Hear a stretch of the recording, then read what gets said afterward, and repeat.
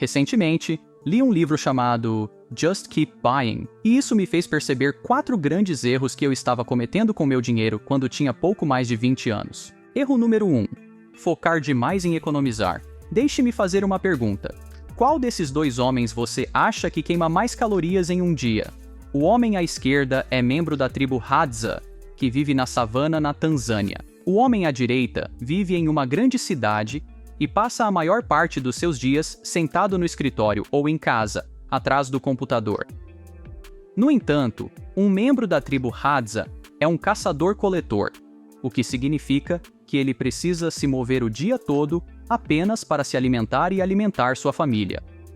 Você provavelmente pensa que o da esquerda queima mais calorias, certo? Bem, isso não é verdade. Na verdade, ambos queimam a mesma quantidade de calorias, apesar de um ser superativo e o outro não. Eu sei que é difícil de acreditar, mas houve um estudo científico feito na tribo Hadza, em 2012, que prova isso. Para entender por que isso acontece, você precisa primeiro entender como seu corpo usa energia. De 70% a 90% da energia é usada apenas para manter você vivo. Em outras palavras, seu metabolismo e o processo de digestão dos alimentos são os 2 principais consumidores de energia. Por outro lado, a atividade física representa apenas 10% a 30% do consumo de energia.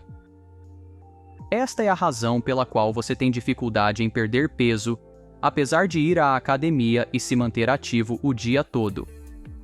Agora você pode perguntar: ok, se ambos os homens queimam a mesma quantidade de calorias, então por que as pessoas que vivem na tribo Hadza são muito magras e super em forma, enquanto as pessoas que vivem em uma sociedade civilizada, que ficam sentadas atrás dos computadores, estão acima do peso?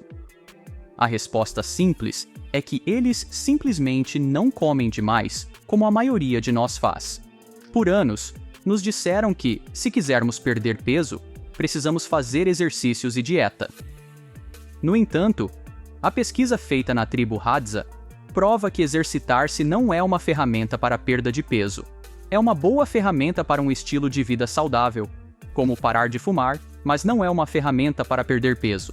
Sua dieta é o que mais importa. Agora, por que estou lhe dizendo tudo isso em um vídeo financeiro?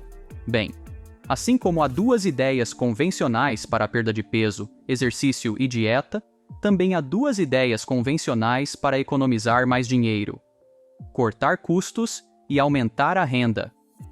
Acabamos de aprender que, para a perda de peso, a atividade física desempenha um papel pequeno.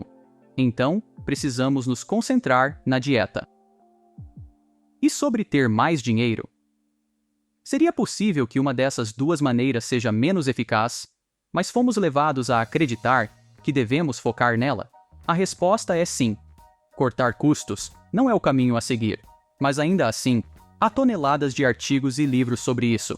Existem 2 problemas principais com cortar custos. Primeiro, cortar custos tem um impacto pequeno, assim como o exercício tem na perda de peso.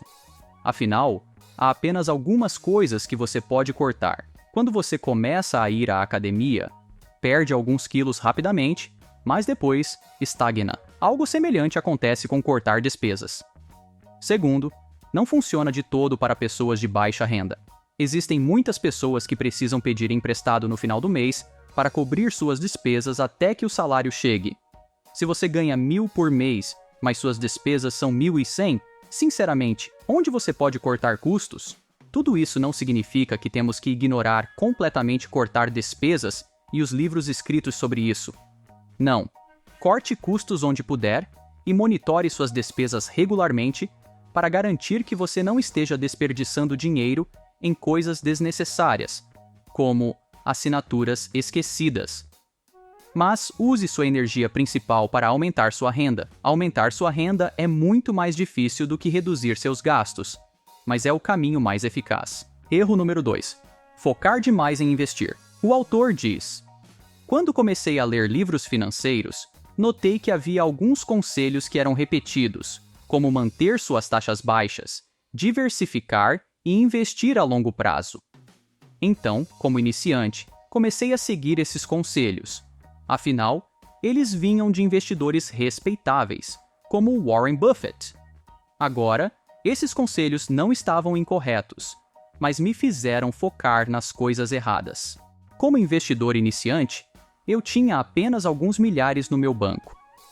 Apesar de ter muito pouco dinheiro, passei centenas de horas analisando minhas decisões de investimento, fazendo cálculos no Excel e pensando sobre que tipo de alocação de ativos eu deveria ter.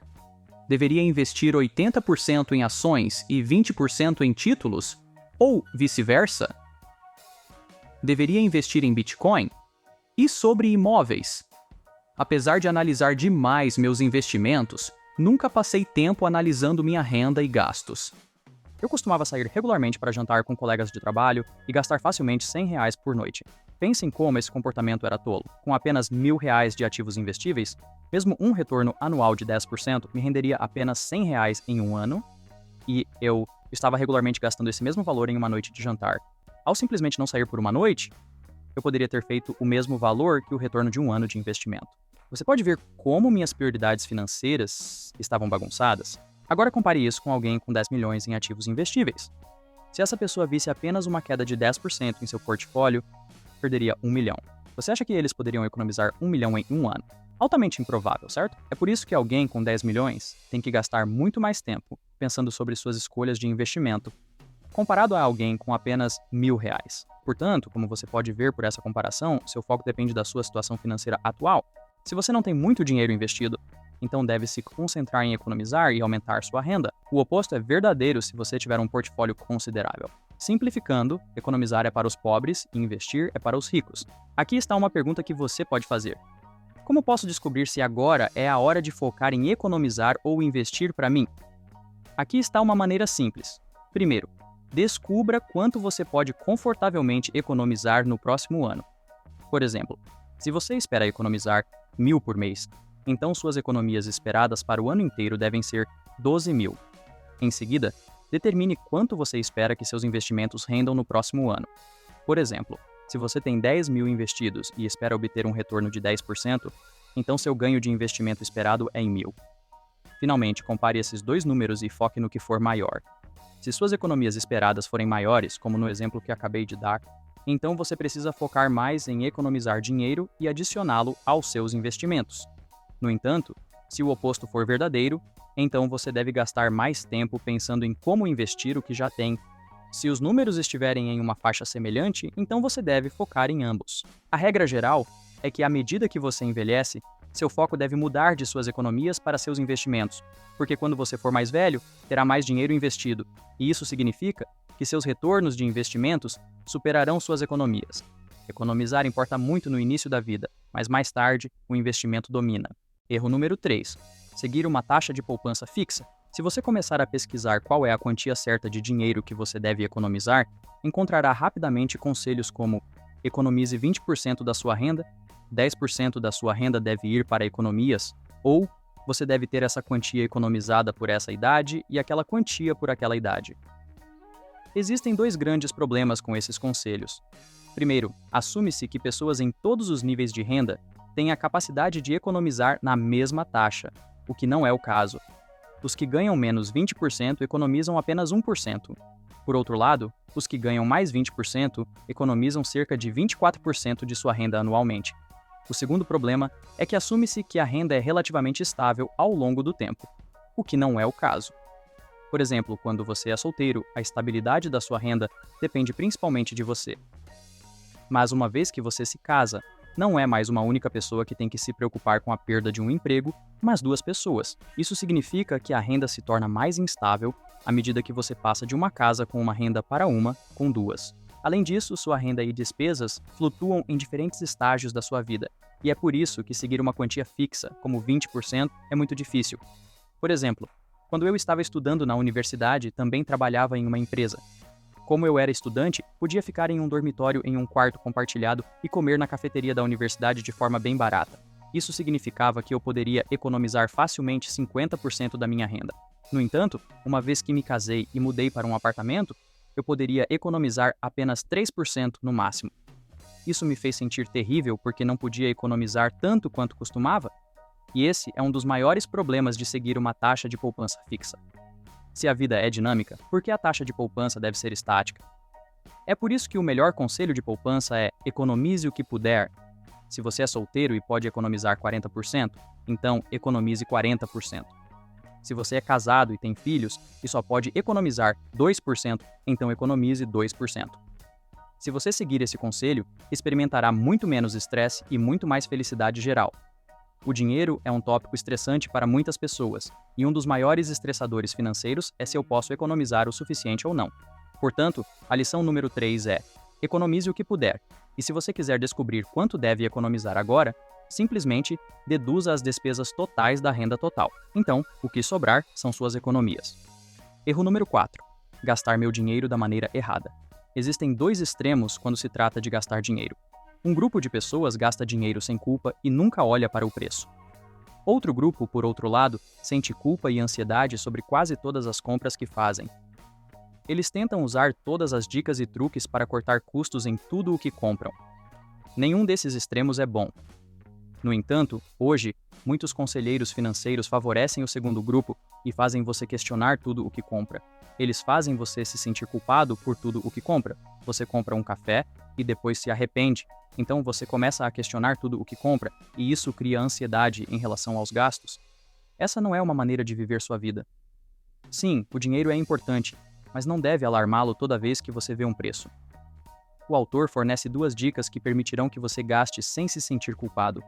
A primeira dica é a regra 2x. De acordo com essa regra, sempre que você quiser gastar em algo, você tem que pegar a mesma quantia de dinheiro e investi-la também. O autor diz que essa regra funciona porque remove a culpa psicológica associada às compras, já que você também faz um investimento de igual valor.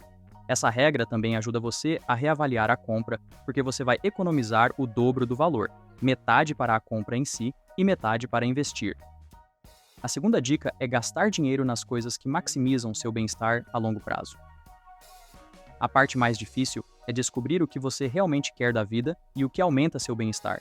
Por exemplo, se comprar cafés todos os dias aumenta sua produtividade e faz você se sentir ótimo. Então, de acordo com o autor, você deve fazer isso. Pessoalmente, hoje em dia, compro café quase todos os dias no Starbucks. Eu costumava me sentir muito culpado por gastar $5 em café. Por um tempo, até parei de ir ao Starbucks, mas logo percebi que isso era um erro. Primeiro de tudo, eu me distraio muito se trabalho em casa. Sou mais produtivo se trabalho no Starbucks. O Starbucks também substitui a necessidade de eu alugar um escritório, porque toda vez que compro café, trabalho lá por pelo menos 4 horas. Então, para mim, comprar café no Starbucks me ajuda a ser produtivo e aumenta meu bem-estar. Para você, pode ser outra coisa que você pode justificar facilmente o custo. Claro, todos nós podemos usar justificativas falsas para convencer os outros, mas não podemos mentir para nós mesmos. No fundo, você saberá quando o custo não é justificado. Isso soa clichê, mas o melhor método de gasto é o que se ajusta a você pessoalmente. Você precisa dedicar tempo para analisar suas despesas e descobrir quais aumentam sua felicidade e quais não. Pesquisas mostram que gastar dinheiro das seguintes maneiras é mais provável de aumentar sua felicidade geral: comprando experiências, se presenteando ocasionalmente, comprando mais tempo, pagando antecipadamente, como em uma férias com tudo incluído, gastando com os outros, etc. Uma dica final sobre gastos, que é muito semelhante à que acabamos de discutir, vem de um dos meus autores favoritos, Ramit Sethi. Seu conselho é: gaste extravagantemente nas coisas que você ama e corte custos impiedosamente nas coisas que você não ama. Para mim, pessoalmente, este é o melhor conselho de gastos que já recebi e ainda uso hoje. Rapidamente, para resumir tudo o que discutimos neste vídeo. Se você quer ter mais dinheiro, foque em ganhar mais, em vez de cortar custos. Ambos são maneiras válidas de ter mais dinheiro, mas aumentar seus ganhos é muito mais eficaz.